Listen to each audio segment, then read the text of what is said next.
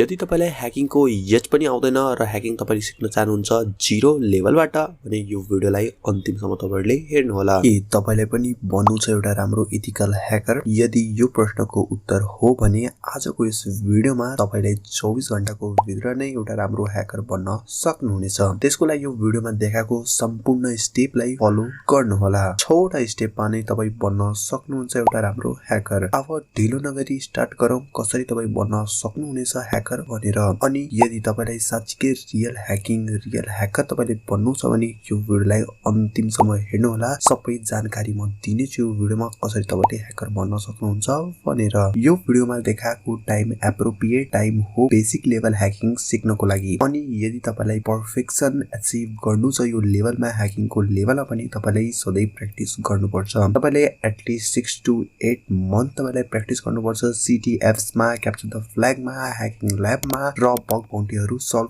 गर्नुपर्छ।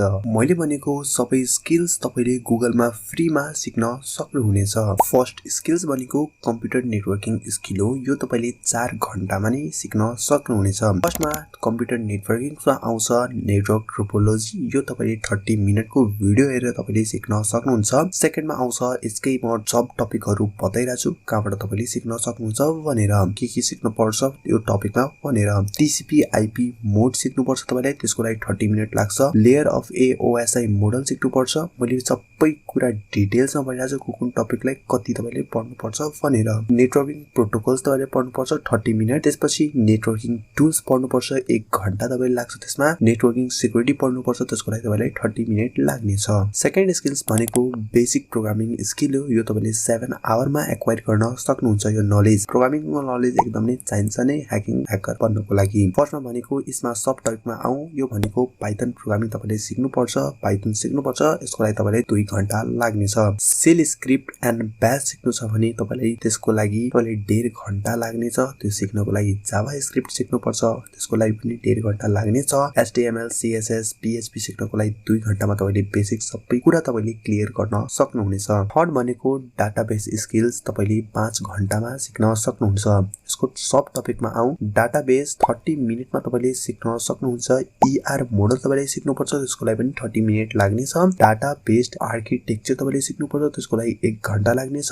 SQL तपाईले सिक्न सक्नुहुन्छ। स्ट्रक्चरल क्वेरी ल्याङ्ग्वेज 1 घण्टा त्यसको लागि लाग्नेछ। बेसिक SQL तपाईले सिक्न सक्नुहुन्छ। क्वेरीजको लागि 1 घण्टा त्यसको लागि पनि लाग्नेछ। नेस्टेड SQL सिक्न सक्नुहुन्छ, त्यसको लागि पनि 1 घण्टा लाग्नेछ। फोर्थ स्किल भनेको अपरेटिङ सिस्टम स्किल हो। यो तपाईले 2 घण्टा 50 मिनेटमा तपाईले सिक्न सक्नुहुनेछ। फर्स्ट भनेको यसमा basic of A Kali Linux तपाईले सिक्नुपर्छ, त्यसको लागि 30 मिनेट लाग्नेछ। सेकेन्डमा भनेको काली लिनक्स इन्स्टलेसन तपाईले सिक्नुपर्छ, त्यसको लागि पनि तपाईले 30 मिनेट लाग्नेछ। थर्ड भनेको तपाईले बेसिक काली लिनक्सको कमान्ड सिक्नुपर्छ, त्यसको लागि पनि 1 घण्टा लाग्नेछ। प्रोक्सी VPN तपाईलाई कन्फिगरेसन तपाईले सिक्नुपर्छ, त्यसको लागि पनि 30 मिनेट बेसिकमा लागिहाल्छ।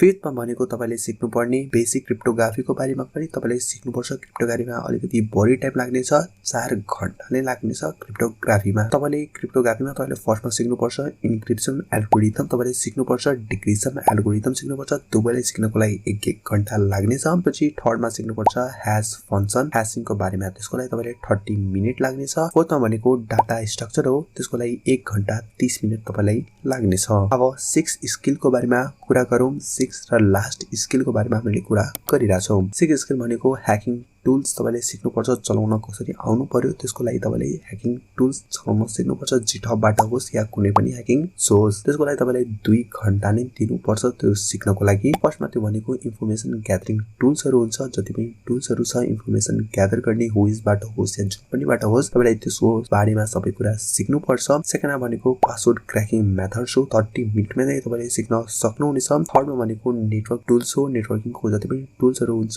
तपाईलाई एनम्यापहरु जस्तो भयो, धेरै ठुल्ठुलो टुल्सहरु भयो, रुट सुटहरु भयो, धेरै टुल्सहरु छ। तपाईले सबै कुरा सिक्न सक्नुहुन्छ 30 मिनेटमा बेसिक सबै कुरा। त्यसपछि तपाईले फोर्थमा आउँछ सोशल इन्जिनियरिङ स्किल तपाईले 30 मिनेटमा सिक्न सक्नुहुनेछ। पेनिट्रेसन टेस्टिङमा जुन टुल्सहरु काम लाग्छ त्यो पनि 30 मिनेटमा सिक्न सक्नुहुन्छ।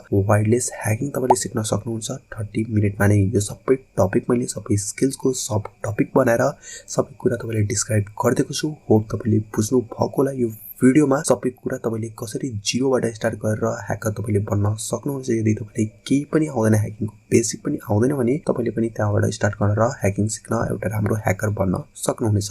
यदि तपाईलाई यो सबै स्किल्स फ्रीमा सिक्नु छ भने तपाईले एक्वायर गर्न सक्नुहुन्छ नेटबाट। तपाईले सिम्पली गुगलबाट गएर सबै कुरा तपाईले स्किल्स भन्छु सब टपिकको बारेमा भनेको सबै कुरा एउटा सर्च गरी तपाईले सिक्न सक्नुहुनेछ गुगल युट्युबहरुबाट। अनि यदि भिडियो मन पर्यो भने भिडियोलाई लाइक गर्न र च्यानललाई सब्स्क्राइब गर्न नबिर्सिदिनु होला। तपाईको मनमा केही पनि जिज्ञासा छ भने तल मलाई कमेन्ट गरेर भनिदिनु होला। कस्तो कन्टेन्ट चाहिन्छ, फ्युचर कन्टेन्ट कस्तो चाहिन्छ, सबैको बारेमा यो भिडियोको कमेन्टमा भनिदिनु होला। अनि मसँग कनेक्ट हुनको लागि इन्स्टाग्राममा मलाई फलो अवश्य नै गर्नु होला। अनि यदि तपाईलाई पनि ह्याकर बन्नु छ, त्यसको लागि ल्यापटप पनि चाहियो कुराहरु सिक्नको लागि। यदि तपाईलाई थाहा छैन कुन ल्यापटप किन्ने भनेर बिगिनरको लागि ह्याकर बन्नको लागि भने यो भिडियो अवश्य नै हेर्नु होला।